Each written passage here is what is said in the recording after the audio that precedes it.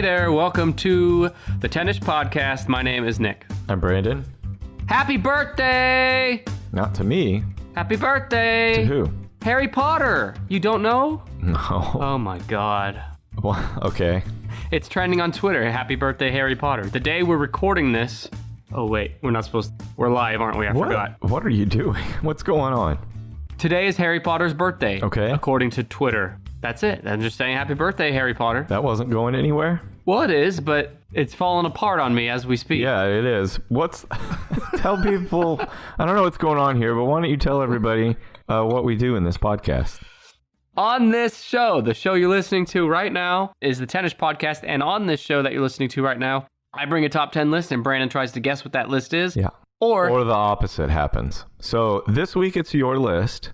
Yes. And the Harry Potter thing was a happy coincidence because my list today is a little Harry Potter related. Oh, today, no. If it's not specifically about Harry Potter, we got to go back and redo this intro because you look like an insane person now. No, it's Harry Potter influenced, and that is the best-selling fiction authors of all time. Okay. See? Harry Potter's in that, right?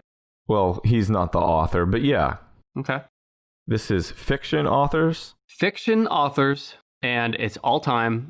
It's based on global sales, and that's sales as in the number of books sold, not the amount of dollars. Okay. Give me some excitement. Give me some feedback on my list choice here. Oh, I'm like, okay, cool. This is something I can guess. My temperature hasn't risen. My heartbeat hasn't increased. I don't have a flagging erection, but... Whoa! But it does sound like it could be fun. Well, I have some saucy, controversial, risque topics we're going to touch on today from some surprising people. Okay. Let me tell you about the list, though. I'm reading this from Wikipedia now. While finding precise sales numbers for any given author is nearly impossible, the list is based on approximate numbers provided or repeated by reliable sources. And in this case, best-selling refers to the estimated number of copies sold of all fiction books written or co-written by an author.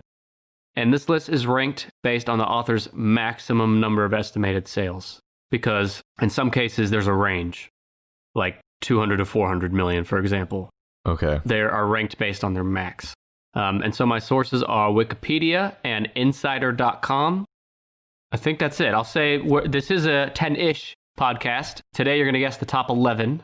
And I have the top 20 in front of me. I'm going to say that you've heard of 6 or so out of the 11. The rest I might have to just give you. I might surprise you. Anyone you want to immediately rule out from being in the top 11? No, there's too many to rule out. Because J.D. Salinger is probably still not hanging in the top 11. No, not in the top 20. Did Anne Rice somehow sneak into the top 11? No. Interesting. You're off to a great start. Well, you said ruling them out, dumbass. Oh, yeah. Look, these are the ones that would not be on the list. I'm just ruling them out. I'm having an off day today. I think you might be drunk. You sound drunk.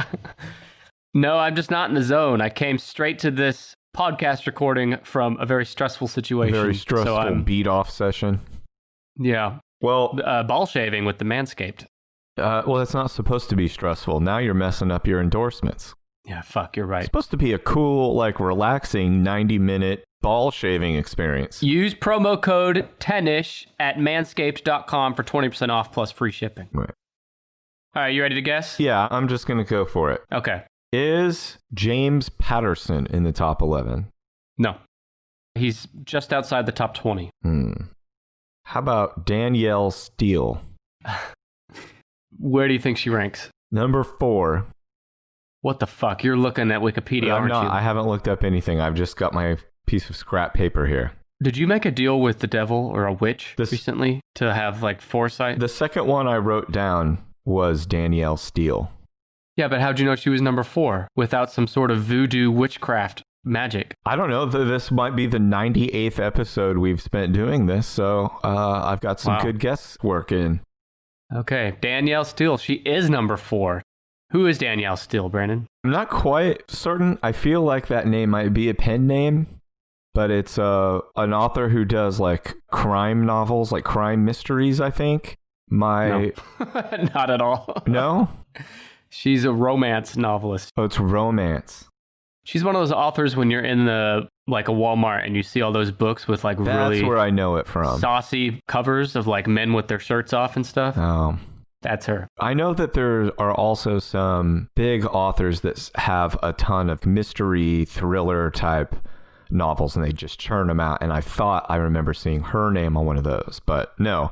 No, there are others like that. Her name goes under Fabio. Yes, and he's got a young broad like hanging at his legs, clamoring for him, and the wind's blowing his hair. Yeah, and he's like a mantar or whatever. That is Danielle Steele to a T. Mantar, that's centaur. The half horse centaur. Okay, sorry. Or what's a mantar then? Well, you're thinking of minotaur.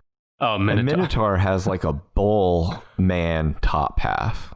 Oh, baby. Wait, what? You need to shake your head like an Etch-a-Sketch. Okay, let me tell you about Danielle Steele. She's number 4. She's sold up to 800 million books. Mm-hmm.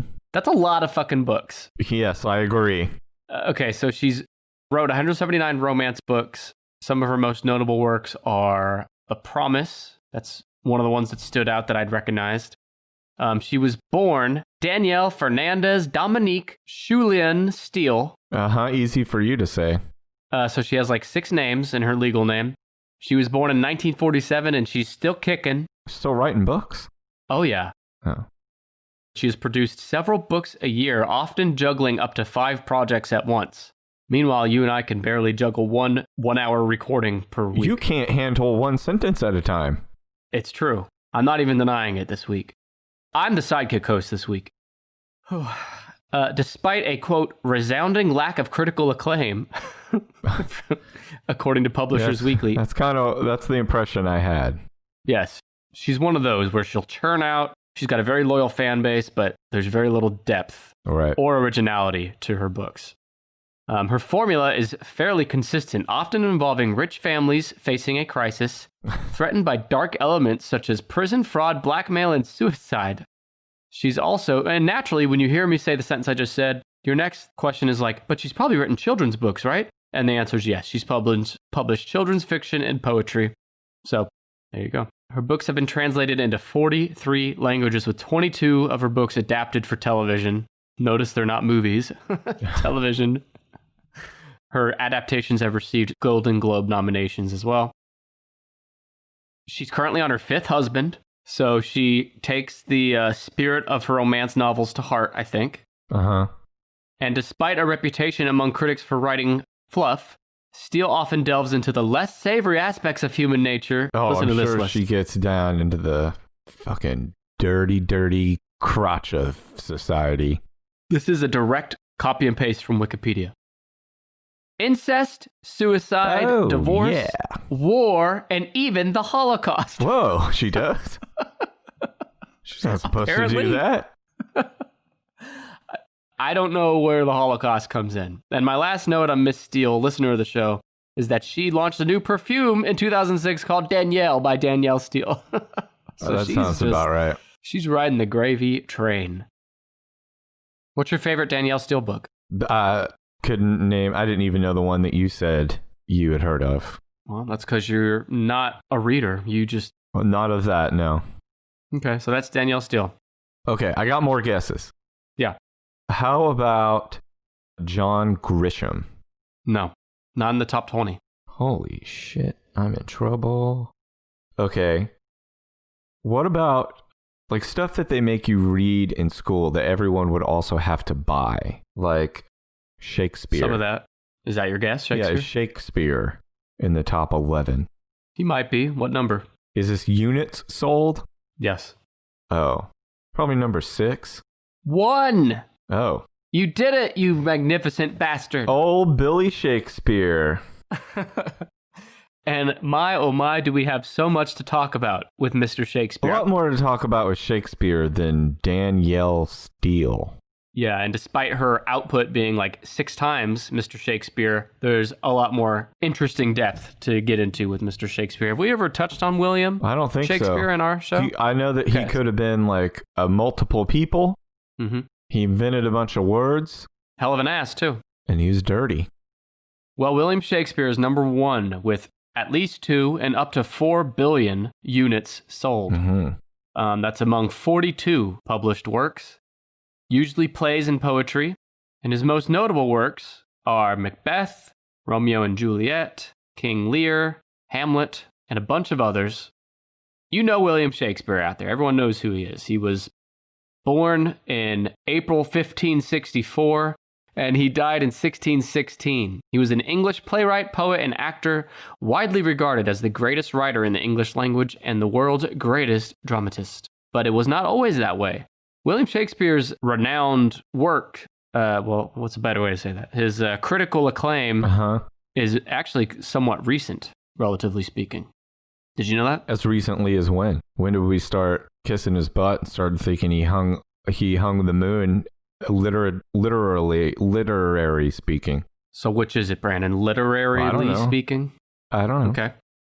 My note says that Shakespeare was not revered in his lifetime. Between the restoration of the monarchy in 1660 and the end of the 17th century, classical ideas were in vogue. As a result, critics at the time mostly rated Shakespeare below John Fletcher and Ben Jonson, among others. But by 1800, he was firmly enshrined as the national poet, and in the 18th and 19th centuries, his reputation also spread abroad. So around the 1800s is when he really started to give America and the world a big old boner for his... I think he was too, wild for his time. Too, risque, probably. Yeah. He wrote for those, common man, those, the idiots who used to go in the theater and, think everything going on was real, and they would scream and get really into it. I think he wrote for, kind of common man, but he wrote really well. You know, in the 1500s, we've kind of mentioned this before, but in the entire history of the world before, the 1900s, the world fucking sucked. And it just got progressively less sucky. Everybody was covered with mud and poop. Yeah, exactly. And people were starving, and you could die from a simple ear infection or a paper cut. It just was a bad time. So imagine living in that environment, but you decide to write plays. Be too worried about the fleas on your knees. Yeah. Most jobs in those days were, hands-on, jobs people need. You know what I'm trying to say? People need food, so you make food. Or people need clothes, so you make clothes. There wasn't a lot of jobs that were just for the sake of entertainment. But old Billy Shakespeare, that was his calling. That's what he did. Just like you and I. Right. I think we've been called the Shakespeares. Give us some more facts about old Billy Shakespeare. Okay. He's often called England's national poet and the Bard of Avon. Or is it Avon? Or simply the Bard. Avon. His plays have been translated into every major living language and are performed more often than those of any other playwright. At the age of 18, he married Anne Hathaway. Yeah. And not Anne Hathaway that we know today. No, thank you for... No. Yes. No, she's not a centuries-old vampire who once wed Shakespeare. Well, you're making some assumptions now. We don't know that. There's the actress, and then there's, there's only a drawing of Anne Hathaway. I looked her up. Yeah, she's pretty hot. We don't know very much about her. I know, her drawing is pretty hot. Okay. Sometime between 1585 and 1592, he began a successful career in London as an actor, writer, and part owner of the playing company called the Lord Chamberlain's Men, later known as the King's Men. I think I skipped a line. He did have 3 kids with Anne Hathaway, Susanna and twins Hamnet and Judith. Mm-hmm. At age 49, this would be in the early 1600s, he appears to have retired to Stratford, where he died 3 years later. So he was a young man when he died. And that is a topic of discussion we'll get to in just a minute. How he died? He died at 52. Right. Are we going to talk about how he died? Yeah, Okay. yeah, I'm going to get to that. But before I tell you, I'm going to tell you kind of what you were saying before about his wife, that not much is known. The same is true for him. Few records of Shakespeare's private life survived.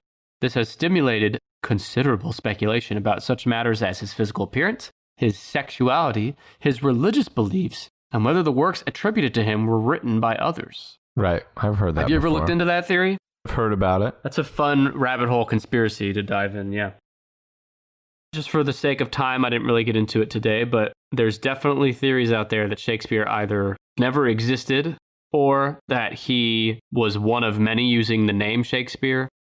And, speaking of the religious beliefs, It's kind of interesting that Shakespeare got away with them as much as he did in his writing. That was pretty, pretty nasty for the day. Pretty nasty for the day. What kind of stuff was too nasty for the day? I don't know. Weren't there like affairs and shit happening? Oh, I don't. Wasn't Romeo and Juliet? No, nobody. There was no affairs in there. They were from warring, feuding families. Okay, so where was I? His early plays were primarily comedies and histories and are regarded as some of the best work produced in those genres. And until about 1608, he wrote mainly tragedies. Among them, Hamlet, Romeo and Juliet, Othello, King Lear, and Macbeth, all considered to be among the finest works in the English language. Yeah, they're great. They obviously haven't read Animorphs. I read some of it in high school, and I cannot understand Shakespeare without. They do a version where it has like a translation into regular people English off to the side, and I can only read it if I have that version. If I've been to Shakespeare plays, and I cannot understand what's going on. Can you? No. But just the way it's said is so beautiful. Yeah, sure. Well, I think, correct me if I'm wrong, I think I remember hearing that people of the day didn't actually talk like that. No. Because I know, like, when you're a kid, and maybe even most people listening to us right now, I don't know, but a lot of people think that the plays were written that way because that's how people actually talked in those days. No, but that's not the case. Part of the entertainment was the audience hearing things spoken or performed the way that they were written, this stylized way. Yep. Yeah. So Shakespeare, he died just before his birthday in 1616 at the age of 52. Uh-huh. Now, here's what's interesting about it. He died within a month of signing his will, a document which he begins by describing himself as being in perfect health. No contemporary source explains how or why he died. Nobody knows how he died. Poisoned. From the little evidence we do have, it seems he was in good health. He was a relatively young man. It's so easy to fake a will in those days, by the way. Yeah, where are you going to, carbon date it? Well, how do you not fake a will now? I guess that's true. I guess it has to be notarized. You know what I mean? Yeah, but even that... There's some kind of official process saying, like, well, he just wrote his will down and stuffed it in a drawer. Like, now you write your will down and you give it to... A lawyer. Like a lawyer? Yeah. Do you have a will? No, but I think I need to make one. I meant, do you have a will to survive? Like the will to live? Yeah. I got the will to at least finish this podcast. I haven't made it past there. I don't know if I even have the will for that. We're going to find out. Of the tributes from fellow authors, one refers to his relatively sudden death, quote, "We wondered, Shakespeare, that thou went'st so soon from the world's stage to the grave's tiring room." I feel like they tried to mimic his style and just was almost like a backhanded compliment. It wasn't very good. Speaking of backhanded compliments, Shakespeare, his will, scarcely mentions his wife Anne, who was probably entitled to 1/3 of his estate. Entitled to his estate automatically. He did make a point, however, of leaving her, quote, "my second best bed." What? A bequest that has led to much speculation. What did he mean by that, Brando? Well, nobody really knows. He probably just meant the bed that had, like, less hay left in it, you know? Less hay stuffed in it. There were less bed bugs on it than the other one. Yeah, it has more mouse turds in it than hay now. I think that's how they cushioned beds back in those days. They just filled it with mouse turds and dead mice. Eventually, yeah. Last note on him is that he was buried in the chancel of the Holy Trinity Church 2 days after his death, and it was carved into the stone slab covering his grave that anybody who moved his bones would be cursed. And because of that, when the church there was some restoration, construction in 2008, they did all of it while avoiding to disturb his grave. Oh. Because nobody wanted to be cursed. They were afraid of the curse? Yeah. They should have just had somebody who didn't know about the curse move it just a little bit, see what happens to him. And go from there. Yeah, and go from there. Or they could not disturb it at all like they did. And that also worked. Okay. Now, I know you're kind of on the fence on the like spirits and ghosts and demons. It's not very scientific to not trick someone into moving his cursed bones.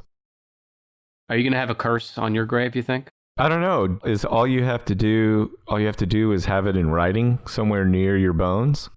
Yeah, I don't know what the rules are. Is it that you just write it down and use the word curse in the writing? Or does it have to be like blessed by a witch or something? I don't know. Or blessed by a warlock? It has to be stamped by a notary public.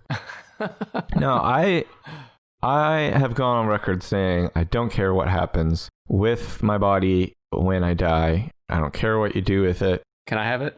Well, no, you don't get first dibs on like what we do with it. You don't get to pick. It's basically whatever. No, can I just have it? I just want your body. Whatever my family wants to do with it, they can do with it.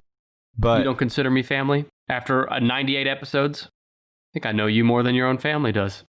Hey, let me ask you this. You know William Shakespeare? Most scholars and people agree that Shakespeare was a brilliant writer. But how many people from his time do you think could have been just as, if not more brilliant? But by the time they sat down to write it, they're like, wait a minute, I have to fucking hand write this on...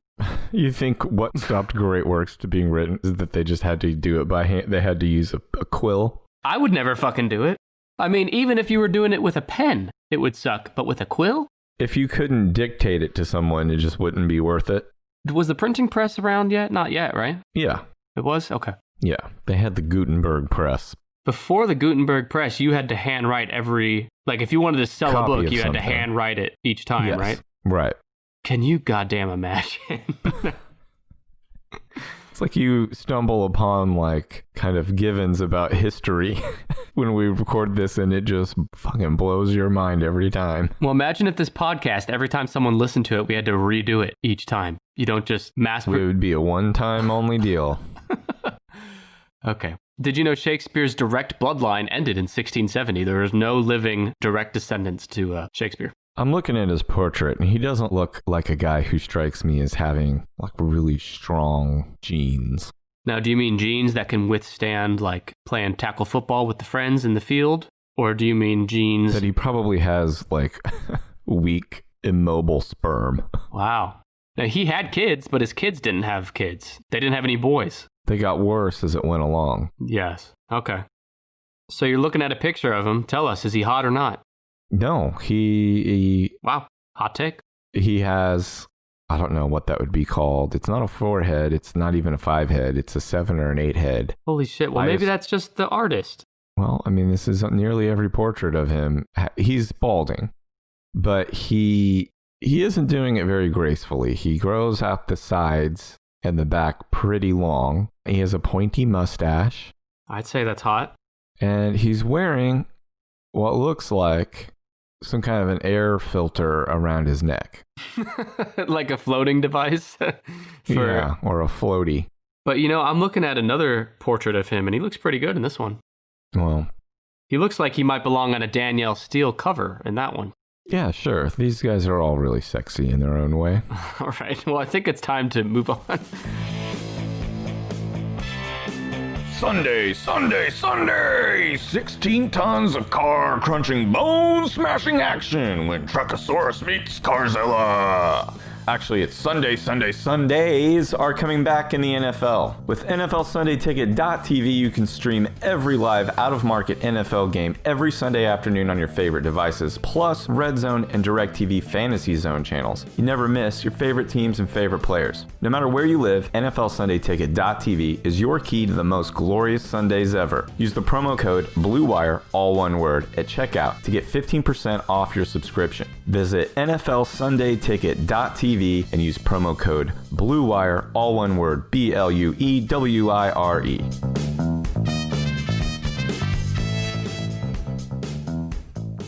Give me another guess. How about J.K. Rowling? Yes. Happy birthday, about- Harry Potter. So she would be, I'm going to guess, number 2. 9. Number 9. But despite her being so low on this list, she has the fewest books. Do you remember Danielle Steele at 147 or something like that? Right. J.K. Rowling has 15. So she's definitely sold the most per book in the top 10. Right. So is it Rowling or Rowling? Rowling. You don't know. Okay, so J.K. Rowling... I've only heard it pronounced like fucking 900 times as Rowling, so sure, I don't know. Yeah, but your mind's going, your memory's going. We can't trust it. J.K. Rowling has written 15 books, most of them in the fantasy genre. Her first name's Joanne. She was born in 1965, better known by her pen name, J.K. Rowling. She's a British author, screenwriter, producer, and philanthropist. She's best known for the Harry Potter series, which has won multiple awards, and that series alone has sold more than 500 million copies, becoming the #1 best-selling book series in history. Yeah. By the way, that reminds me to mention, I wrote this down, back in episode 20 of this 10ish podcast, we covered the best-selling book franchises of all time. Harry Potter is #1. Spoiler alert. Do you want me to tell you more about Joanne Rowling? Yeah, I would love to know more about Joanne. I only know a couple things about her, so Let me see if I can pronounce this. She was born in Yate, Gloucestershire. Uh-huh. Could be made up town for all I know. She was working as a researcher and bilingual secretary of Amnesty International when she conceived the idea for the Harry Potter series while on a delayed train from Manchester to London in 1990. The first novel in the series, Harry Potter and the Philosopher's Stone, was published in 1997. There were 6 sequels, of which the last, Harry Potter and the Deathly Hallows, was released in 2007. But since then, she's written 5 books for adult readers and also some true crime fiction under the pseudonym Robert Galbraith. Did you know that? No. How did those sell? It doesn't say, but I've never heard of any of these books. So, The Cuckoo's Calling, The Silkworm, Career of Evil, and Lethal White. Yeah. I don't know nothing about them. Yep. So Rowling has reportedly lived a rags-to-riches life in which she progressed from living on benefits to being named the world's first billionaire author by Forbes. But she's disputed that. She was a billionaire, but she lost that status because she's donated hundreds of millions of dollars to charity, which makes her not a billionaire. So, well, that would be good. Yeah, no, it is good. Even if you were a billionaire, I would not like to be known as a billionaire. I wouldn't like to be known, period, especially not known as a billionaire. Well, then you should quit this podcast soon because we're on our way to podcast billionaire status.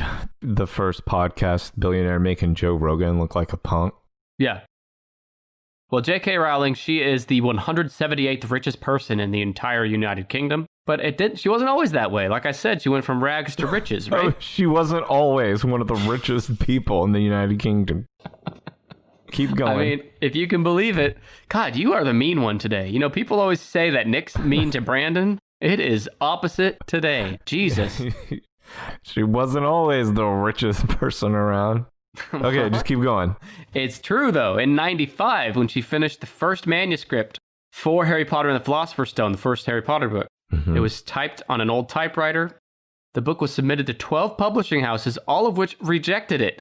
But they're kicking themselves now. A year later, she was finally given the green light and a €1,500 advance by Bloomsbury, a publishing house in London. So the decision to finally publish the book was owed to Alice Newton, an 8-year-old daughter of the Bloomsbury chairman, who was given the first chapter review by her father, and he immediately demanded the next. So he said, must be a good book. Get that J.K. Rowling on the phone. Offer her €1,500 in advance. Well, one more note real quick is that when they signed the book, they advised her to keep her day job since they didn't think there was a ton of money in the book. So I guess my question is, if they didn't have much faith in the book, did it sell out a lot at first and then they started to market it and then it got bigger and bigger and bigger? Yes. Immediately people read it and were like, this is the shit. I'm going to tell everybody I know. I'm going to buy another copy. No, because I wore out my first one. That's not what happened, because she originally published with Bloomsbury, which doesn't say this, but I'm kind of getting from context that they're kind of a smaller publishing house. But once the book was published in June of 1997, it was initially printed with only 1,000 copies. 500 of those copies were distributed to libraries. And by the way, those copies, those original first edition copies, are worth up to €25,000 each right now. Anyway, 5 months after that, the book won its first award, a Nestle Smarties Book Prize. And then in early 1998, an auction was held in the U.S. for the rights to publish the novel, which went to Scholastic. This is where it gets big. Okay. Scholastic gave her $105,000. And in October 1998, they published Philosopher's Stone in the U.S. under the title Sorcerer's Stone, which J.K. Rowling has since said she regrets letting them do that. That's where it all started. The rest, as they say, is history. But the last book in the series, Harry Potter and the Deathly Hallows, was released in 2007 and broke its predecessor's record for the fastest-selling book of all time. It sold 11 million copies in the first day of its release in just the US and UK. But get this is so interesting to me. The book's last chapter, like the last chapter of the entire series of Harry Potter, was one of the first things she wrote. So when she was first coming up with this series and before the first book was even published. Just seems interesting that she would know the characters that well and their whole path. That's like what I'm how saying. They end up there. I don't know. Maybe she's got some kind of talent. Or she's lying and she just said it's the first thing she wrote to sound cool. I don't know. That would really chap my hide. But if it's true, and I have no reason to believe it's not true, that she wrote the last chapter first before any of the books were published, that's incredible because so much happens between, and maybe she edited it or something before the last book. I don't know. I'm very skeptical of you, JK.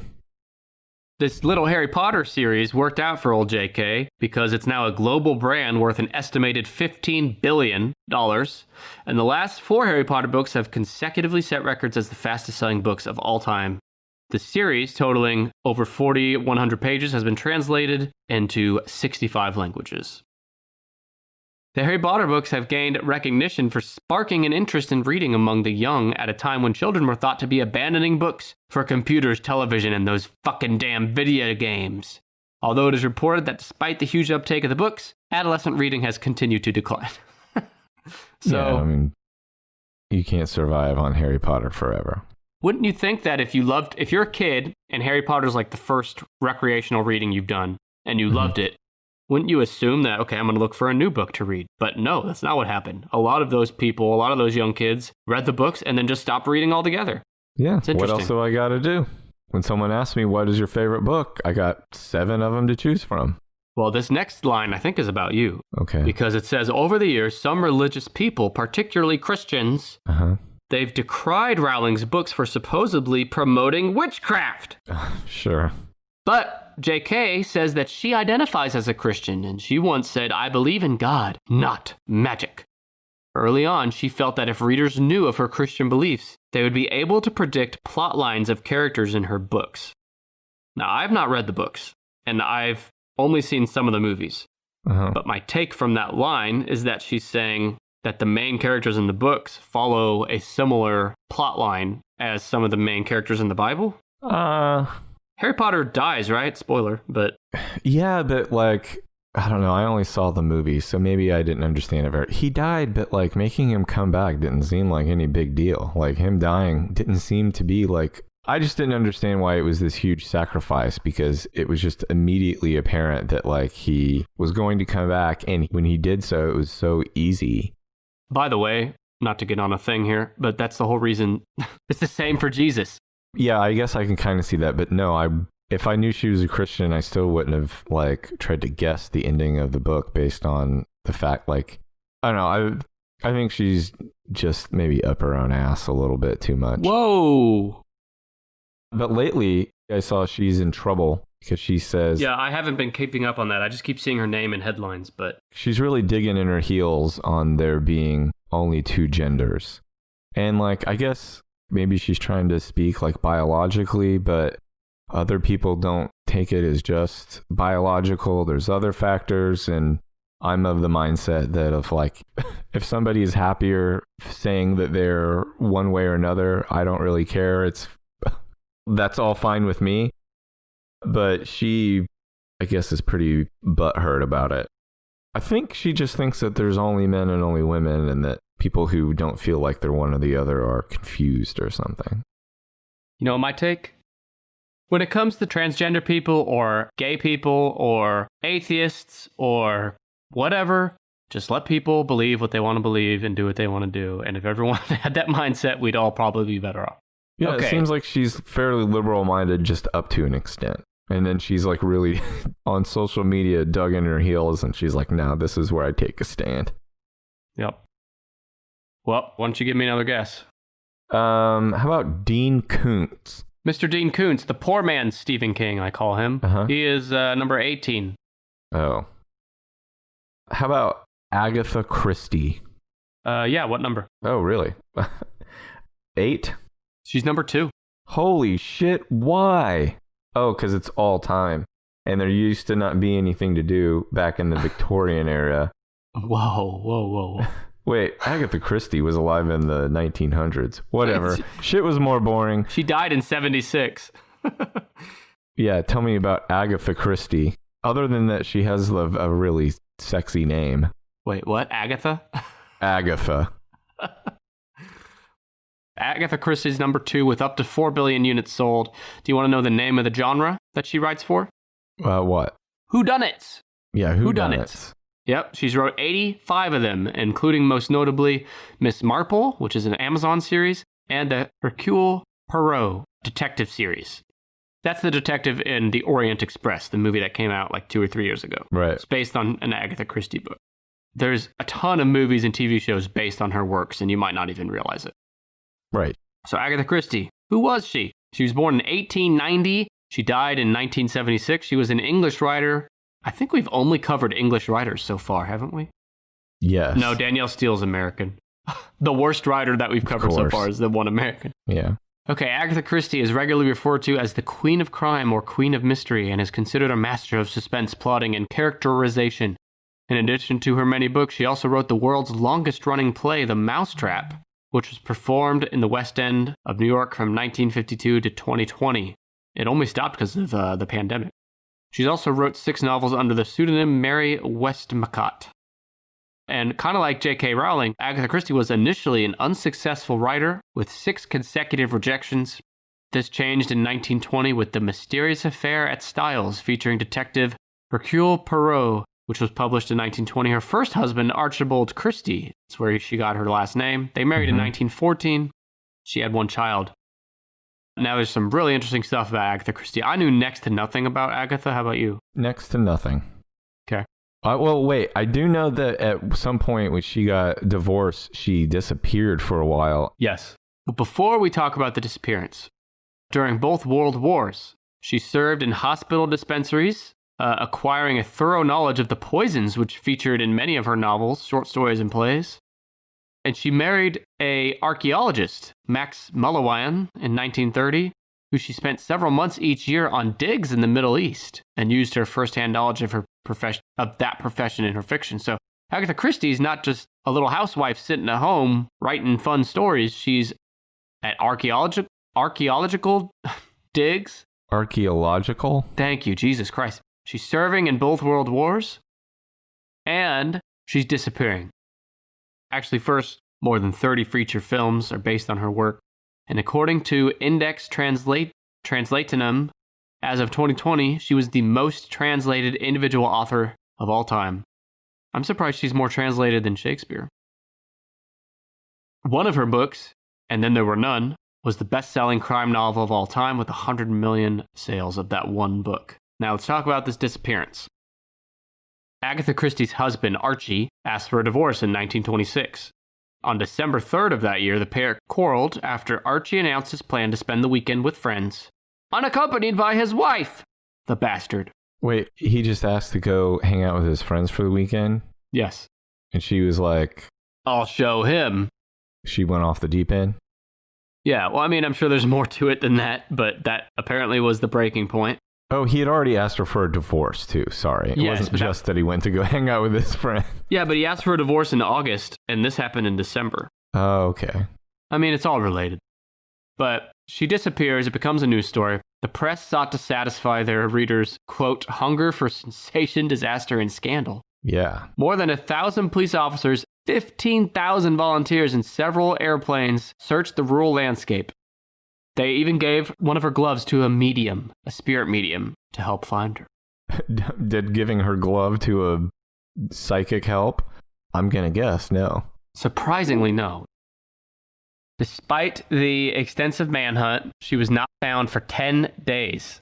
Finally, she was located at Swan Hydropathic Hotel in Yorkshire. Enjoying some baths or something.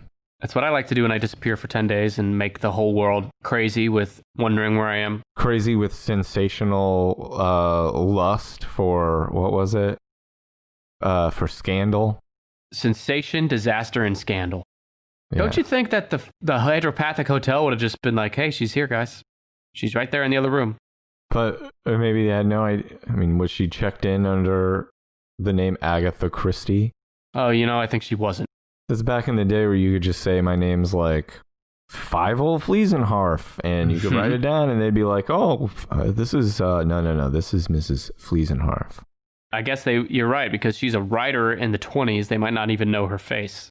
Well, also they're like, woman writer. The fuck are you lying about? Okay, well, lady who's on the run and lying about being a writer, sure, write your name down here. Yep. Okay, but did you know that Christie's autobiography makes no reference to the disappearance? So this is a huge media event. It's 10 days. No one knows where she is. Yeah. She's not an idiot. I mean, I'm sure she knows people are looking for her, but no reference in her autobiography. She doesn't want to talk about it. 2 doctors diagnosed her as suffering from an unquestionable, genuine loss of memory. Yet opinion remains divided over the reason for her disappearance. Some, including another biographer, believe she disappeared during a fugue state, just like Walter White in Breaking Bad. Oh, that's right. I remember. He says he just fakes that he can't remember where he was. Yeah, he calls it a fugue state. Fucking, that's the beginning of Walter's bullshit. Yep. Now I gotta watch that show again. Damn. Sorry. All right, Brandon. So you have number 1, William Shakespeare.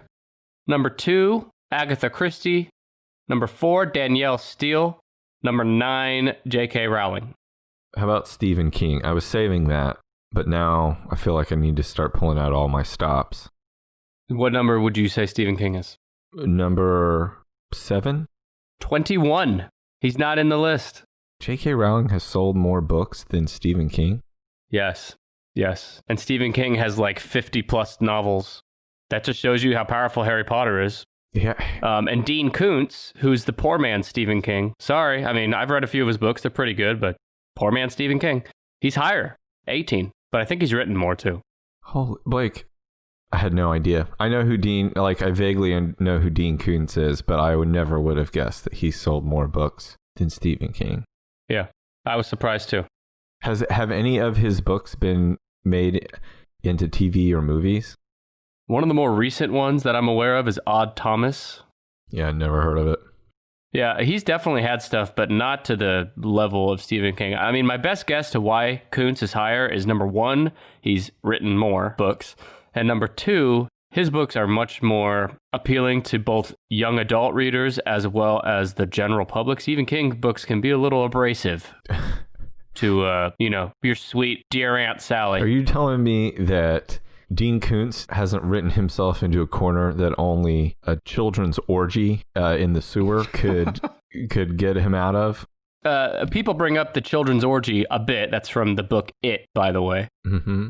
But they always leave out a critical part that you included, which is they were also in the sewer during their kid orgy. Yeah. Which is not nothing. It wasn't in some like swanky hotel room. No. So yeah, but Stephen King, number 21. Okay. I don't agree with it, but that's what it is. Oh, Shakespeare. How about Dan Brown? No. He wrote those Da Vinci Code. Da Vinci Code and the Robert Langdon series. Okay, probably not the Twilight Lady, right? No, I think that is a fair guess, though. Because, I mean, those books were huge. They sucked, but they were huge. I was going to guess the Twilight Lady and the 50 Shades of Grey. I think it was a woman that wrote 50 Shades of Grey, right? That sounds right, and no to both. Okay. Also no is Suzanne Collins, who wrote The Hunger Games. Okay, yeah, I didn't know her name either. How about Louie Lamour? No. Who's that? He wrote Westerns. My grandpa had like bookshelf after bookshelf of these like little Louie Lamour Westerns. Now, be honest, when you say your grandpa, you're really talking about yourself, right? No, although like I said, I am like kind of interested in picking one up, but not interested enough to have done it yet. Well, let me tell you, of the ones remaining, and don't forget we're doing the top 11 here. Mm-hmm. I think 2, maybe 3 you could guess. The rest I really doubt you'll guess. Okay. One of them I'm very surprised you haven't guessed. Okay. Let me go through the rest of the guesses that I have jotted down, and then you can start to lead me down the primrose path. The primrose path. You got it, buddy. Okay. How about Jane Austen? I had not considered her. Good guess, but no. Tom Clancy? Another good one, no. Michael Crichton? No. The 2 big ones that I was most surprised were Crichton and King.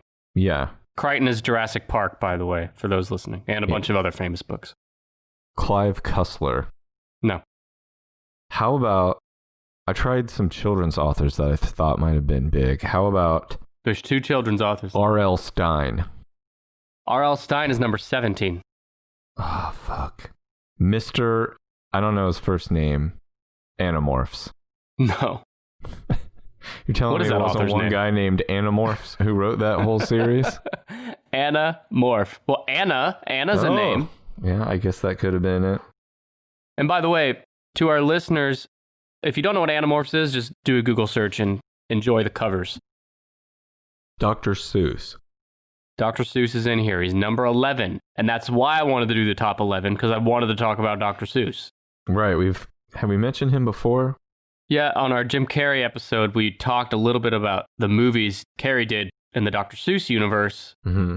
And it got my gears going. And there's so much interesting stuff with this man. Basically, this is all so we could talk about Dr. Seuss. This is pretty much it, yes. Yeah, that's fine. I've done lists for less. You know, given the cultural significance of his books, the fame of just his name and his top stories like The Cat in the Hat, How the Grinch Stole Christmas, The Lorax, Horton Hears a Who, among many others, I really thought he'd be like number 2 or 3 or something. But 11, still high, but just whatever. Dr. Seuss sold at least 100 and up to 500 million books. They're all children's literature. There's at least 60 of them. And his full name is Theodore Seuss Ted Gesell. Seuss is, I guess, a middle name? Yeah, it is a middle name. Mm-hmm. But did you know it's actually pronounced Seuss? Rhymes with voice. I did recently hear that, and I refused to accept it because... I also refuse to accept it, yes. Although you keep trying to push Genghis Khan on us, and none of us are fucking buying it. No, that's not me. That's Dan Carlin from Hardcore History. Nope. It's you. I'm just his acolyte. Fucking acolyte. I like that. Okay. Well, about his name, Gesell's most famous pen... Gesell is Dr. Seuss, by the way. Are you saying Diesel? Gesell, like diesel, but with a G. Oh, okay. That's his real last name. And so, as I'm going through my notes, you're going to hear the name Gesell a lot, and it's Dr. Seuss. Yeah. His most famous pen name is regularly pronounced Seuss, an anglicized pronunciation inconsistent with his German surname, which rhymes with voice. He switched to the anglicized pronunciation because it, quote, evoked a figure advantageous for an author of children's books to be associated with Mother Goose, and because most people use this pronunciation, he added the doctor to his pen name because his father had always wanted him to practice medicine. He wasn't really a doctor. Oh, so he was giving unlicensed medical advice in these books. Yes. Like, what's that book about? There's one of his less famous books that has to do with butter. The It's butter like a butter battle? town or something. Is that it? Yeah. Think of all the butter advice he was given. Yeah, he should have shut his fucking mouth when it came to butter. Butter is going to cure it all, he said. Now, if we were talking peanut butter, that's something I could get on Okay. board with, but just butter, no. Let me tell you about Dr. Seuss, though, this faker. He's like Dr. Phil. Remember Dr. Phil's not even a psychiatrist anymore? Another charlatan. Now we're way off. Theodore Seuss Gesell was born in 1904 and he died in 1991. He was an American children's author, political cartoonist, illustrator, poet, animator, screenwriter, and filmmaker. His work includes many of the most popular children's books of all time, selling over 600 million copies and being translated into more than 20 languages by the time of his death. His first book, do you know the name of his first children's book? I don't. Was it One Fish, Two Fish? No. His first children's book was And to Think That I Saw It on Mulberry Street. Oh. Came out in 1937. During World War II, he took a brief hiatus from children's literature to illustrate political cartoons, and he also worked in the animation and film department of the United States Army, where he wrote, produced, or animated many productions, including Design for Death, which later won the 1947 Academy Award for Best Documentary Feature. Best propaganda? What was it? Do you know? Design for Death? Let's see. Yeah. I don't know, but I'm going to tell you. Documentary film based on a shorter U.S. Army training film that had been produced in 1945 for the soldiers. Both films dealt with Japanese culture and the origins of the war. So yes, it sounds like I bet sounds that like is propaganda. Dr. Seuss, racist as fuck propaganda, World War II propaganda film. Oh, I bet they have the worst caricature. I will really want to hunt this down and find it. Well, it's out there. It won an Academy Award, so the general public also ate it up. It wasn't a Dr. Seuss thing only. But anyway, after the war, he returned to writing children's books. I like how he takes a break from writing children's books to write anti-Japanese propaganda, and then as soon as the war's over, he's like, back to children's books. He returned to children's books writing classics like If I Ran the Zoo, Horton Hears a Who, If I Ran the Circus, The Cat in the Hat, How the Grinch Stole Christmas, and Green Eggs and Ham. What do you think is his most famous book? How the Grinch Stole Christmas, or The Cat in the Hat. Yeah, Green Eggs and Ham is big too, though. I bet that's third. It's probably The Cat in the Hat because that's his logo is the Cat in the Hat. Yeah, but I think as far as adaptations and film, it's definitely The Grinch, right? Yeah, The Grinch is pretty... The Grinch has almost...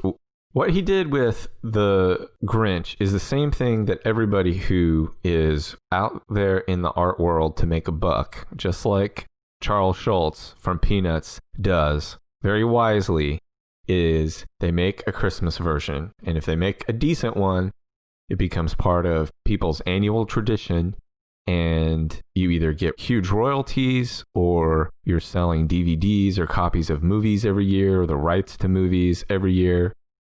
There's people out there who their whole career is built around they wrote one Christmas hit. Yes. Like it could have been decades ago. And they now like they have a yacht and like 3 houses. You know, it's all built around the grandma got run over by a reindeer. Grandma got ran over by a reindeer. And for more on Christmas songs, check out our Christmas Carols episode. So anyway, Dr. Seuss was very enterprising, I think, when he wrote How the Grinch Stole Christmas. Yeah. He was an early adopter of capitalizing on Christmas. And it's funny because a lot of his books deal pretty explicitly with capitalism. Oh, really? Well, I mean, think about it. Like Horton Hears... the Lorax is all about capitalism, isn't it? Isn't that because the villain in that book, he takes the trees so right. he can sell air. He's taking advantage of capitalism because air is free, but he's found a way to package it up just right and become a zillionaire, as the song says. Anyway, Dr. Seuss's books have included numerous adaptations, including 11 television specials, 5 feature films, and a Broadway musical. Okay, so let's talk about Mr. Seuss's politics. Uh-huh. He was a liberal Democrat. So this isn't like I'm assuming, well, let's see. He was a supporter of President Franklin D. Roosevelt and the New Deal. Right. The New Deal was pretty liberal idea. Yeah, the New Deal is definitely a left-leaning, more progressive type idea. Yes, it's more on the scale of like capitalism and socialism. Heavily towards socialism, it's taking public funds, the tax money, and diverting it to projects to employ the public and to create things for the public good. Don't tell that to a right-winger today. Right. The New Deal is where we got like the Hoover Dam and a lot of like buildings and like infrastructure for cities and stuff. Social Security as well. Yeah. Imagine trying to get that passed today. If like it hadn't already been passed, it would not happen. Anyway, let's not get into that.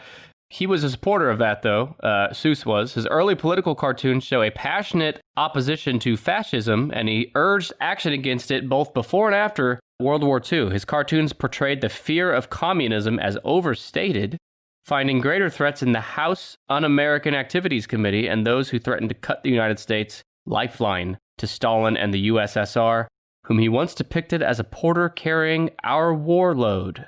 Wow. What do you think of all that? I agree with Dr. Seuss on a lot of these hot political takes. I think. Wait, does that include the anti-Japanese propaganda, just to be clear? Oh, no, not that part. Not that part. It is amazing, though. Like, I love seeking out those, like, old black and white cartoons where the characters are just super overtly racist because, I don't know, it's just incredible how, like, disgusting... I love things that are like disgusting and horrible and creepy in general, but I'm like even more interested when people turned it into something like cutesy for public consumption. Like calling it the Chinese flu? Right. Well, you know, I read the next part of my notes here, which I had forgotten about. Maybe we're being a little too hard on Mr. Seuss for his anti-Japanese, because we were just kind of assuming that based on the World War II documentary. A samurai killed his family. The note here says, after the war, Dr. Seuss overcame his feelings of animosity using his book Horton Hears a Who as an allegory for the American post-war occupation of Japan, as well as dedicating the book to a Japanese friend. God damn. So, think about Horton Hears a Who. Is that the one where a person's a person, no matter how small, right? Yeah. That's a admirable bit of self-reflection. Though some guy, I don't know, Ron Lamoth, noted in an interview that even that book has a sense of, quote, American chauvinism and doesn't mention the atomic bombings of Hiroshima and Nagasaki. That's kind of fucking dark for a book about an elephant that talks. That's what I'm saying. Imagine if you're reading Horton Hears a Who with your son today, Brandon, and you get to the page where America fucking bombs Hiroshima. That would seem out of place, wouldn't it? Yeah. Horton looked up, and to his surprise, a blinding white flash seemed to fill the skies.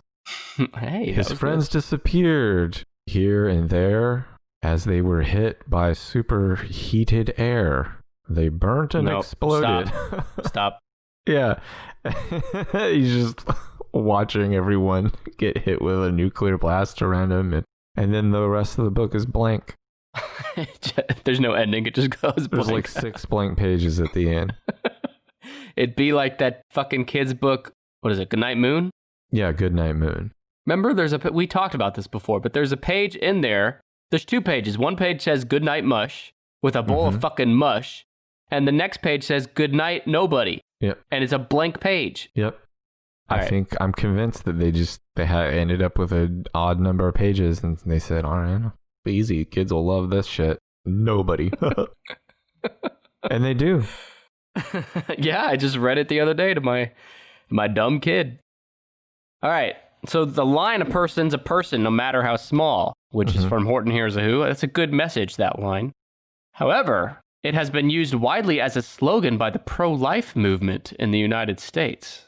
Dr. Seuss and later his widow, Audrey, objected to this use. According to her attorney, she doesn't like people to hijack Dr. Seuss characters or material to front their own points of view. In the 1980s, Dr. Seuss Gesell threatened to sue an anti-abortion group for using this phrase on their stationery, causing them to remove it. However, after Dr. Seuss's death, his widow Audrey gave financial support to Planned Parenthood. Good. So the Seusses are kind of coming through here for me. How about you? Yeah, he kept his opinion, I guess, to himself, but plus, like, person's a person, no matter how small. And applying it to that, like, I don't think anyone's saying that they're not a person. I don't know. Maybe let's not go in there. Yeah, maybe abortion is some water that's too deep for me to swim in. I think the Tennis Podcast addressing abortion is a bad idea. We are a 3 feet of water podcast. That's true. And speaking of water, One Fish, Two Fish, Red Fish, Blue Fish, which came out in 1960. I'm going to talk about it here in like 20 seconds. But first, The Cat in the Hat and the following books written for young children achieved significant international success, and they remain very popular today. For example, in 2009, Green Eggs and Ham sold 540,000 copies that year alone. Cat in the Hat sold 452,000, and One Fish, Two Fish, Red Fish, Blue Fish sold 409,000, all outselling the majority of newly published children's books that same year. So books that were like 50 plus years old were outselling new books. Yeah. That's pretty incredible. So Dr. Seuss died of cancer in 1991 at his home in La Jolla, California, at the age of 87. And you know, on our recent episode, the Jim Carrey episode, you mentioned to me that Seuss had like beaten his wife or had some allegations of that, right? Do you remember saying that? Yeah, maybe I was getting confused with somebody else now that we're talking about it. But yeah, one of the many other millions of shitty authors out there. Yeah, shitty. I mean, an abusive alcoholic author is, you can't throw a brick without hitting one around here. Yeah, they're a dime a dozen. Well, I looked like tried to hunt something about that down. Couldn't find anything. And I'm not saying it is or isn't true. I did not find it. All right, well, let me tell you my last note on Dr. Seuss. He had a great career, sold hundreds of millions of books, wrote 60 plus children's books, some of those famous stories of all time, but I think he really missed out on his biggest potential of a story. I think there could have been a really successful book franchise from Dr. Seuss on the Brandon's Body Elves. Oh, my elves, yeah. Remember the elves that they push your piss out? Yeah. How did it go? They would push the pee out of my body. It kind of comes in like, it almost looks like a big yellow log. Right. And they're pushing it out. They all and as soon as it hits the air outside, it liquefies and comes out. Right. And they're like, and he.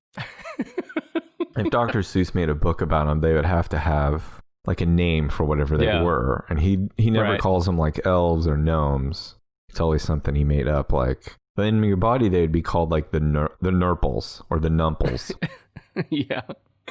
The Numples. Now, how old were you when you believed elves controlled your bodily functions? Like 6 or 7, maybe. 16, 17? 5, okay. 6. 6, 7. 5, 6 is pretty old to be believing that elves controlled your entire body. No, just certain pieces. Oh, okay. There was like a couple sitting down in your stomach that are like ready to handle whatever comes down there, cheeseburger pieces or cheeseburger pieces. Yeah. Yeah, are they controlling your pain sensors as well? No. Don't be stupid. Okay. All right. Well, yeah, I think a Dr. Seuss book series on these guys would have been great. Yeah, the Nurples. The Nurples. All right, that's Dr. Seuss number 11. Hey there, captive audience. Have you ever heard of DealDash.com? It's the best, most honest bidding site where you can win things you'd never expect at a price you'd never believe. They have over 1,000 auctions every day on electronics, appliances, beauty products, home decor, and even cars. Here's how it works. It's like an auction, but every item starts at $0, and it only goes up 1 cent every time you bid. The kicker is that the auction clock restarts after just 10 seconds. That means every time you bid, everyone else has 10 seconds to answer or the item is yours. Deal Dash is offering our listeners an extra 100 free bids upon sign up, and that's on top of their other discounts. Go to DealDash.com and use offer code TENNISH, 10ISH, or you can go to DealDash.fm/Tennish. That's DealDash, DealDash.fm/Tennish, 10ISH.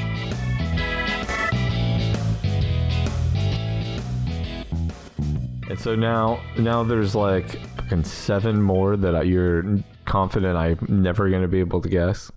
There's one I think you could get, because I know you know the book series. I don't know if you know her name. Her name, huh? Yeah. Let me tell you some other big names that are not in the top 11. We got Stephen King at 21, James Patterson, J.R.R. Tolkien. You didn't guess him. What's wrong with you? Well, I didn't think he was up there. C.S. Lewis, who did The Lion, the Witch, and the Wardrobe. Right. Dan Brown, Stephanie Meyer, Suzanne Collins, Michael Crichton, Lewis Carroll. Who is that again? Alice in Wonderland. Yes. John Steinbeck, Patricia Cornwell, Edgar Allan Poe. What about him? Did he write like books and novels? I thought it was... Doesn't have to be novels. They were it's just short, fiction right? writers. Short stories, poems. Now, my next 4, what about Ron L. Hubbard, the founder of Scientology?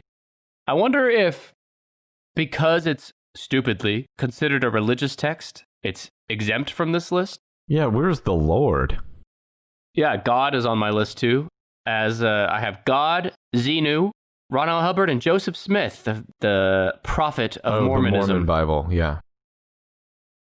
Xenu, who guided Ron L. Hubbard's hand in writing those books, should also be given co-author credit. And Joseph Smith. None of them are in the top 10. And now I'll give you 20 through 12 as well. Albert Pushkin, don't know who that is.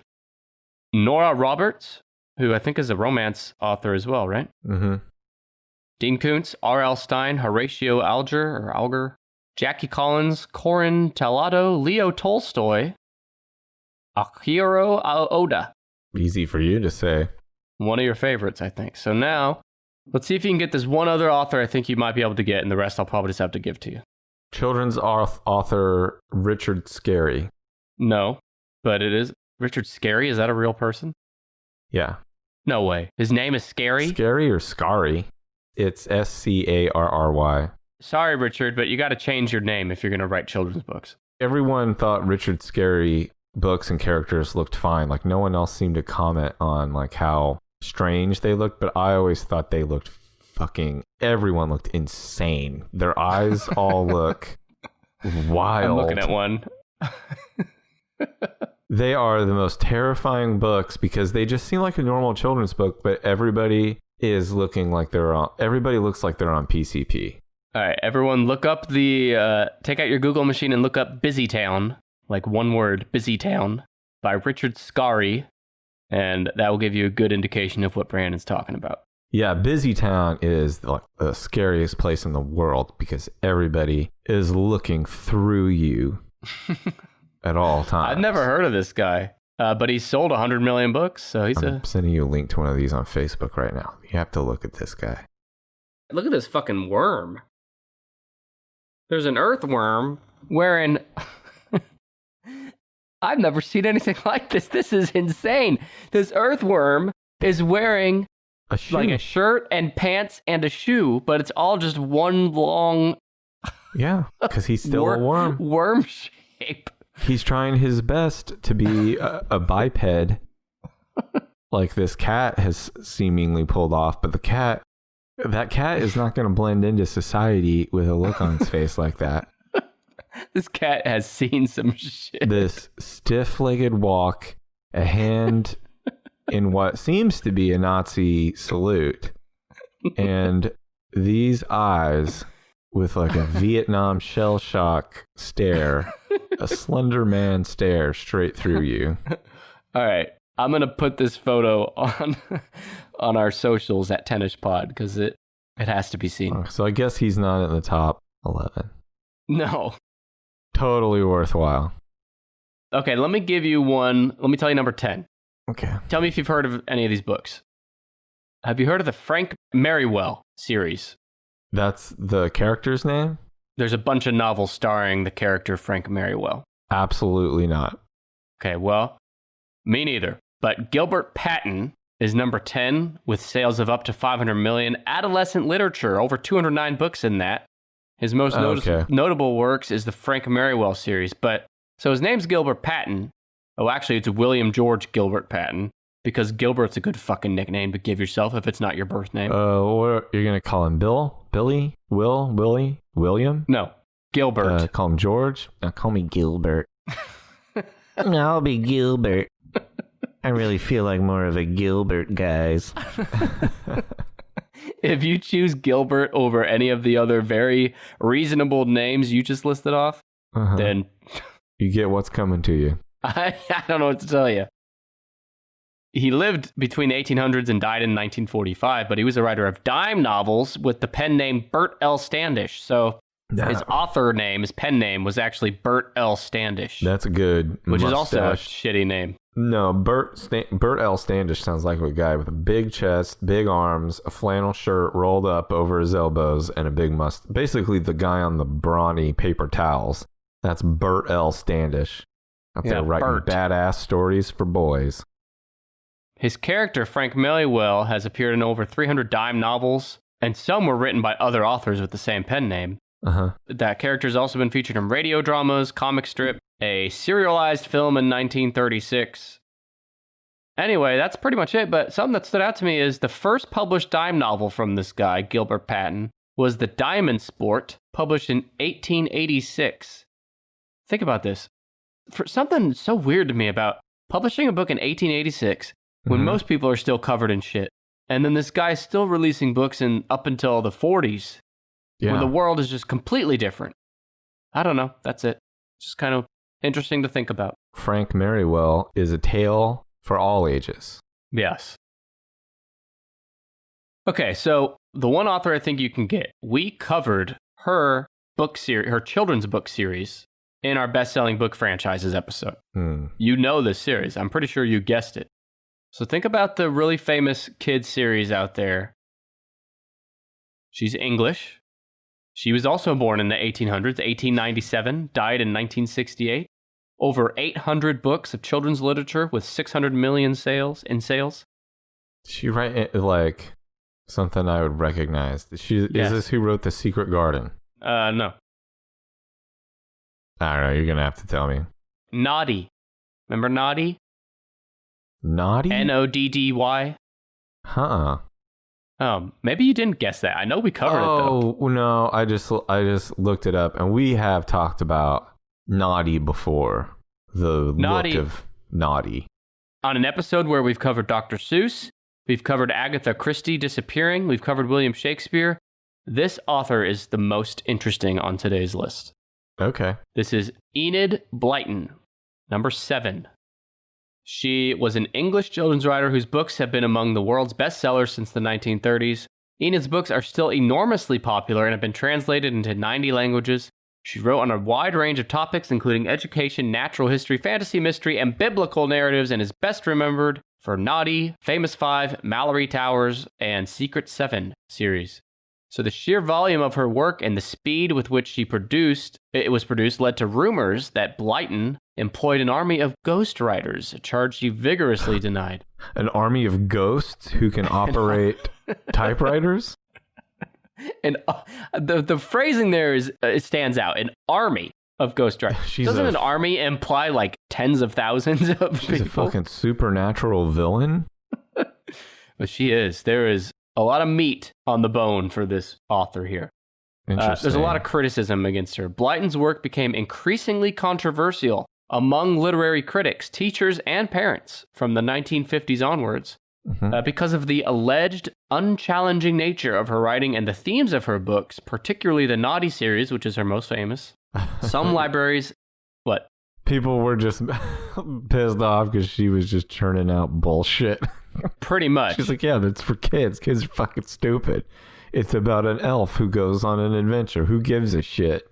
People said the books were like as elementary as can be, but not just that, because some libraries and schools banned her works, which the BBC had refused to broadcast from the 1930s until the 50s because they were perceived to lack literary merit. That's a heavy accusation. Especially coming from TV. Yeah. Your books, your children's books, which there's not like a high standard as far as like intellect on children's books. Oh my God. Like, no, they have buttons on them that make stupid noises, make lightsaber noises in the middle of a sentence. What are you saying?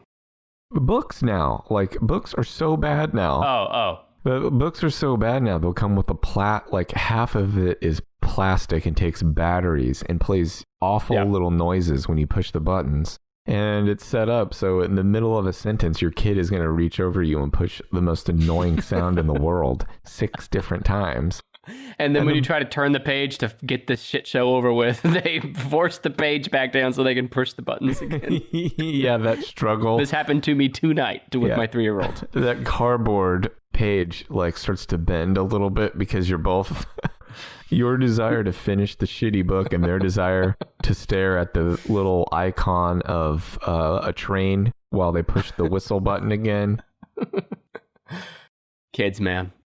So not only are Enid Blyton's books criticized for lacking any literary merit, her books have also been criticized as being elitist, sexist, racist, and xenophobic, and at odds with the more progressive environment emerging in post-Second World War Britain. She just checked all the boxes. Just wait, though. Despite all this criticism that we've all been talking about, the books have continued to be bestsellers. Now, Blyton's range of plots and settings has been described as limited, repetitive, and continually recycled. Many of her books were critically assessed by teachers and librarians, deemed unfit for children to read, and removed from syllabuses in public libraries. This is heavy shit for a... She must have pissed a bunch of people off because usually they let, stupid books just fly under the radar. Yeah, who cares? It's a kid's book. But how bad does a kid's book have to be for people, they sound really mad about Noddy? Well, she is very naughty herself, and she's... I'm still getting to the best parts here. Okay. The works of Enid Blyton have been banned from more public libraries over the years than is the case with any other adult or children's author. Though such attempts to quell the popularity of her books over the years seem to have been largely unsuccessful, and she still remains very widely read. I mean, they're literally naughty books now. Did you read what I said, though? They're the most banned author. Because these books just suck so much? That was enough, but also the criticism for elitist, sexist, racist, xenophobic. Yeah, those aren't very good. In December 2016, the Royal Mint discussed featuring Blyton, who had been dead for, 40 years or so at this point, on a commemorative 50p coin, but dismissed the idea because she was, quote, known to have been a racist, sexist, homophobe, and not a very well-regarded writer. Yeah, yikes. So someone raised their hand in a meeting and was like, why don't we put the super famous children's author, all the kids love her, Enid Blyton, on this coin? He or she, whoever suggested that, was shot down because... Someone was like, One, they're this just racist. became a roast. Here we go. So now let's talk about Enid's personal life. Okay. She was married to Major Hugh Alexander Pollock, but the marriage became troubled for years, and according to memoirs, Blyton began a, quote, series of affairs, including a lesbian relationship with one of her children's nannies. Yikes. Enid was ready to share literature with anybody who was just happened to be nearby. But I'm not done. Because not only was she having a series of affairs, one of which with a lesbian affair with her children's nannies, and this is despite her well-documented homophobia, by the way. In 1941, Blyton met a London surgeon with whom she began a serious affair. Oh, this one's serious. Her husband discovered the liaison and threatened to initiate divorce proceedings against Enid Blyton, but fearing that exposure of her adultery would ruin her public image, which is already so hot, it was ultimately agreed that Blyton would instead file for divorce instead. I can't be known as an adulterer on top of all this other shit. That will be the straw that breaks the camel's back. The camel's got a shitload of straws already. And so she negotiated with her husband to say, no, let me divorce you instead of the other way around. And he agreed. And according to a memoir, Blyton promised that if he admitted to infidelity, she would allow him parental access to their daughters. So in other words, she said, it's going to look bad for you, I know, but you need to spare me and my career, so I'm going to divorce you. But if you go out and publicly say, no, I was the one having adultery, if you'd lie and say that about yourself, I, Enid Blyton, will allow you to have parental access to our daughters. So that's shitty enough, but he does it. She got what she wanted, but after the divorce, he was forbidden to contact them. And Blyton ensured he was subsequently unable to find work in publishing. Paul, is this not the shittiest person? Is this fucking bag still alive? She died in 1968. I was going to say, let's kill her. So Pollock, which is the husband that she shit all over here, after the divorce, he eventually resumed his heavy drinking and was forced to petition for bankruptcy in 1950. And that's on top of not being allowed to see his children, which he was promised he would be able to see them if he lied and said he had an affair, which she had the affair. Like, I don't know if I've ever heard of a shittier scenario. She sounds like the Charlie Sheen of the first half of the 20th century. Then we got the actual Charlie Sheen. Except she also wrote a series of terrible books that are inexplicably popular anyway. Well, he made a show that's terrible and inexplicably popular. Now, my last note is my most important note. There was a note on Wikipedia that said, she loved tennis, and her love of tennis included playing naked, with nude tennis being a common practice in those days among the more elite members of the middle class. Why? I can't think of any group of people I want to see play tennis. Okay, so tennis naked is already like, look, what's the most like awkward kind of gross thing you could do with a body that's not very good? Like an athlete, when you see athletes play tennis on TV, they look like athletes playing tennis. But when you see someone who's not an athlete playing tennis, there's a lot of jiggling, bouncing, and shaking. It's a very jiggle, bounce, and shake sport, right? Oh, baby. Nothing but like making grunting noises, swinging your arms, swinging your hips, flopping around. This is a Seinfeld episode. Remember? There's good naked and there's bad naked. Was tennis a bad naked?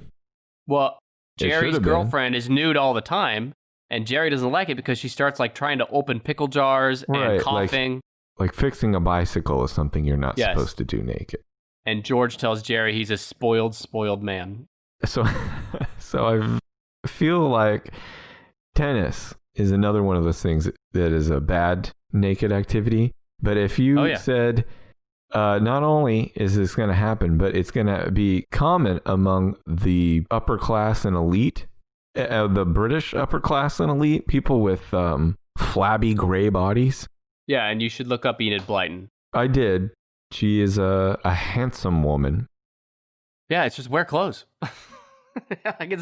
Like you don't have to be naked to play tennis. It feels like a good way to take a tennis ball to the tit, which would hurt. Yeah, but if that happened to her, or if she hit someone else in the tit, she'd make them say, "Oh, I'm the one who hit you in the tit," and then she'd ruin their career. Apologize to my tit. You hit me. So that's Enid Blyton. She sucked. Yeah. Everyone out there, if you liked Naughty as a kid, or if you're reading Naughty to your children, stop.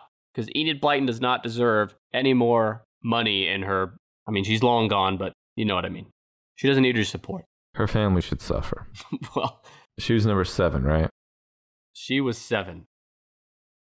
But speaking of suffering, I wanted to give a quick plug to a recent scenario where I suffered because I was on the hot seat getting quizzed by Brandon to find out if I was smarter than a 5th grader. Barely.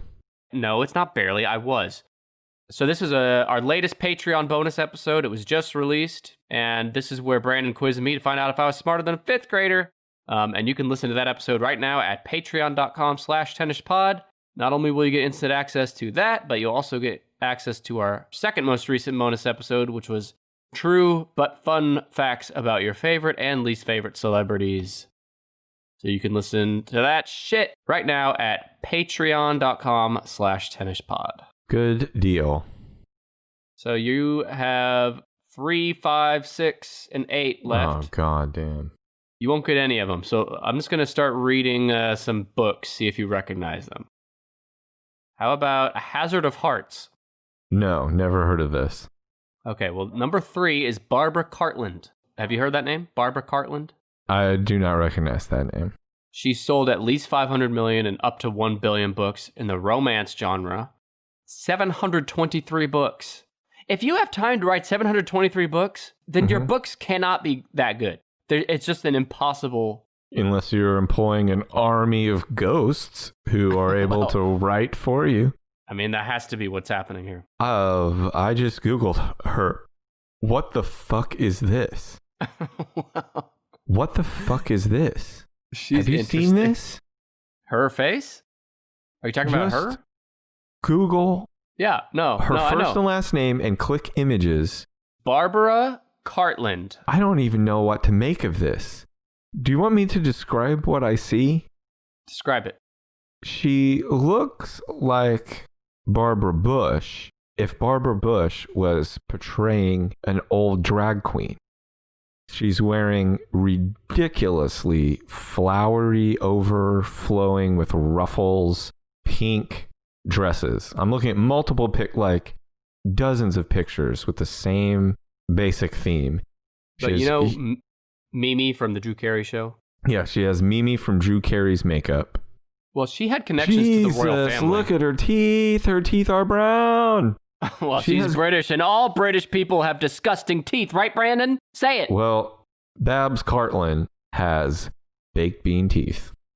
Okay. Well, let me tell the folks at home about old Babs Cartland.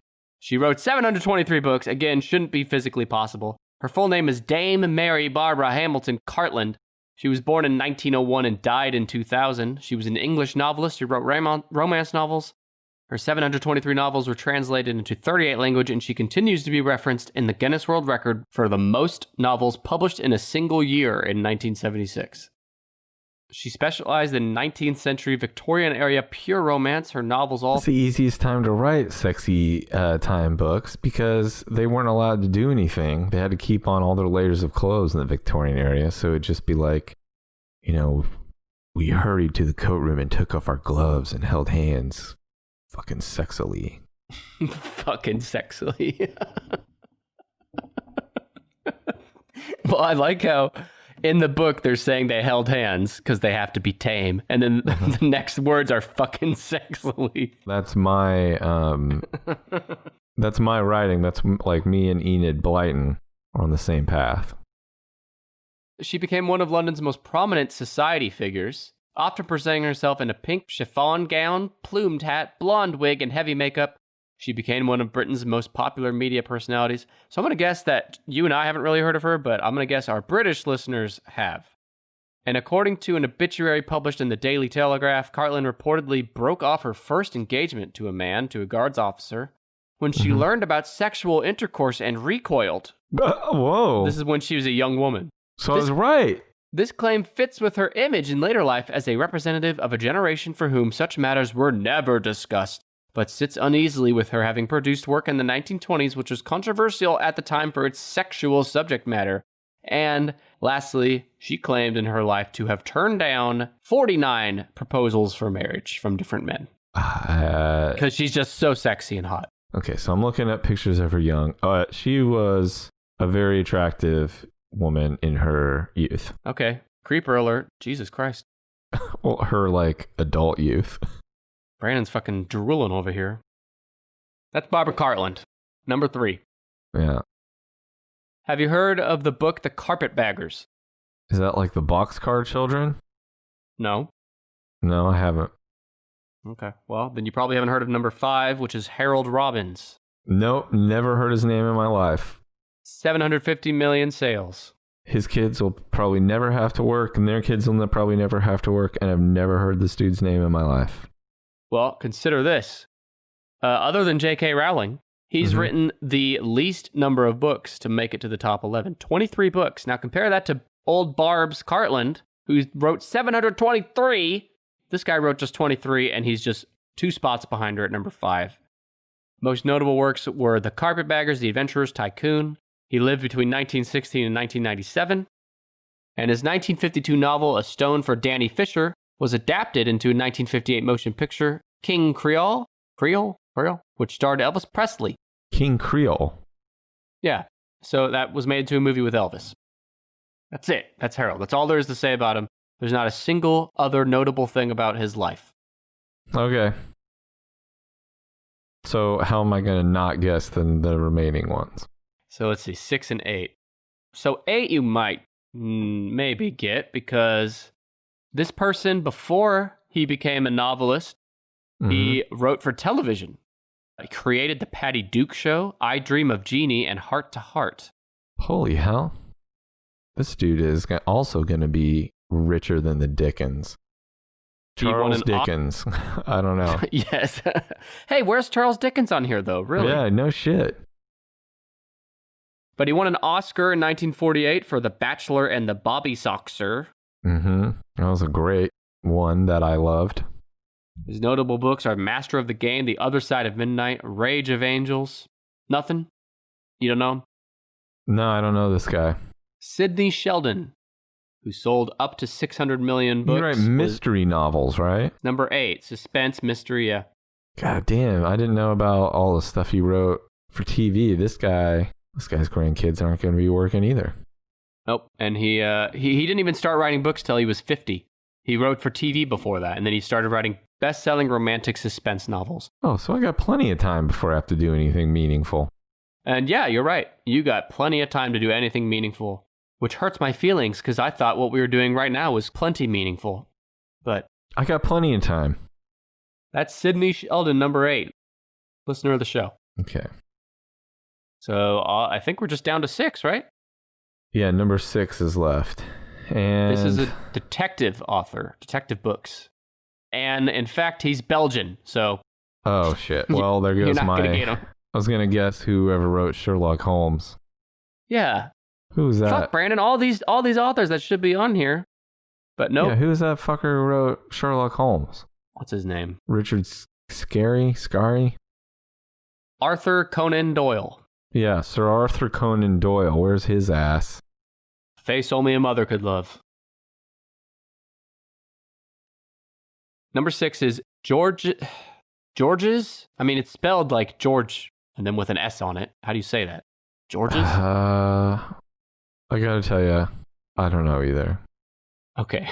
George's Simonon. Simonon. I think it's just George. George. Stop it. Well, I'm if looking. If you do that one more time, I'm going to fucking lose it. Don't you dare do it again. Just call him George. Okay. George Simonon. He sold up to 700 million detective books, 570 different books. Most of them were novels, but he also wrote a bunch of short works as well. And he's best known as the creator of the fictional detective Jules Maigret. Maigret. I can't do French accent. I think you mean Inspector Classe. Yeah. No, that's it. He was capable of writing up to 80 pages per day, and his oeuvre included nearly 200 novels, over 150 novellas, several autobiographical works, numerous articles, and scores of pulp novels written under more than 24 pseudonyms. That's George Simonon, number 6 in the top 11. So you did it, Brandon. You got through the top 11 all by yourself. I would not say I did it. So these are the top 11 best-selling fiction authors of all time. Number 11, Dr. Seuss, who's not really a doctor. He's also probably not a wife beater, so maybe I should take that back. We'll have to redo the episode where you said that. Nah, fuck it. You only YOLO once. Let it ride. Number 10, Gilbert Patton. Number 9, J.K. Rowling. Number 8, Sidney Sheldon. He was the guy who wrote all the TV stuff until he was age 50. Mm-hmm. Number 7, Enid Blyton. She's the naked tennis player who wrote really shitty kids' books that were so shitty they were banned from libraries, including Naughty. 6 is George Simonon, the last guy we talked about, who wrote detective novels. He's Belgian. 5 is Harold Robbins, who wrote adventure books, including The Carpetbaggers. Number 4 is Danielle Steele, who wrote a lot and continues to write a lot of really bad romance novels. Number 3 is Barbara Cartland, who Brandon was very amused by her appearance, because that's how Brandon is. Mm-hmm. She has the Guinness World Record for most novels published in a single year. Number 2 is Agatha Christie, who wrote a bunch of whodunits. And number 1, William Billy Shakespeare, with up to 4 billion units sold of his fiction works. Too many.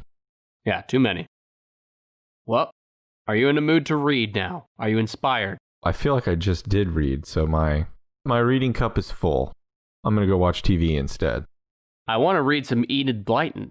I want to read some Naughty because they weren't specific about what about the books was xenophobic or racist or homophobic, so I got to go find out now. She just had, like, the characters would go on, like, wild tangents that had nothing to do with the story. In between the simple, super simple plot lines, there was a anti-Semitic rant in the middle by a fucking bird or something. Some random guy walks up on the street and like, sir, do you have the time? No, but can I tell you a thing or two about how many Jews really died in the Holocaust? Yeah. Oh, thank you, sir. Very good. That's Enid Blyton. Yeah, she sounds pretty terrible. Don't support her work. Don't read her books to your children.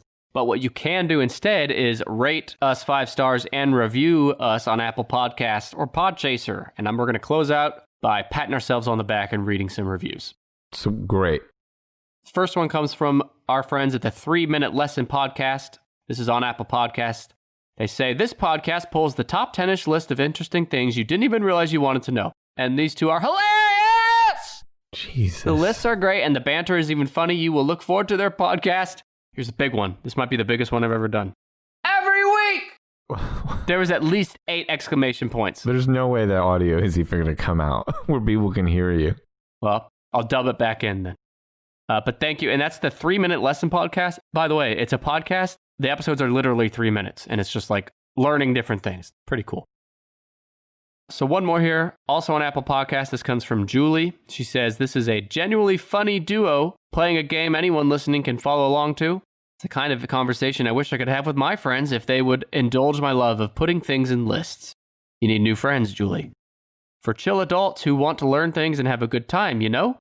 Has banter, but is fun and humorous. Not the vapid stuff you'd find in other buddy podcasts. Man, Vapid. Ripping apart other podcasts. Vapid, god damn it. Yeah. Vapid, I know that word. 9 out of 10 would recommend to a friend. Now, here's my problem with Julie. You can't just give us the 10 out of 10. I mean, you wrote such a glowing review. The show is called 10-ish. You can't just give us a 10 out of 10. Come on. What'd you give us? 9 out of 10. Oh. I would have said 11. Anyway, my ungrateful remarks aside, I want to thank Julie and the 3 Minute Listen podcast for the reviews. And if you want your review read or yelled on this show, write a review for us and we'll read it. Brandon, we're going to end now. We're just 2 weeks away from the big episode 100. Yeah. And it's going to be fun. Okay. You know, I'm doing that questionnaire. Have you seen the questions on it? No, I'm not looking. Okay. I'm not supposed to look, right? Well, you can look at the questions if you want, although it'd be better if you didn't, I guess.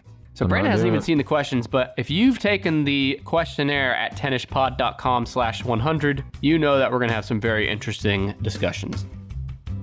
Anyway, we'll look forward to that episode, and thank you for listening. We'll see you next time. Thanks.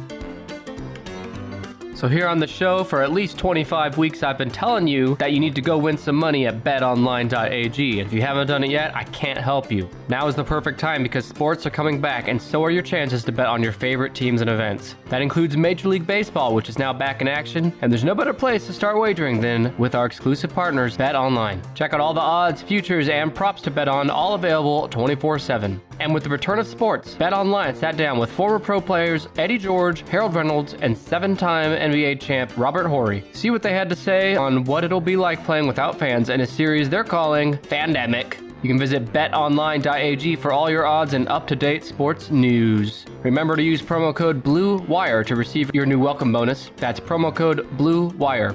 BetOnline, your online wagering experts!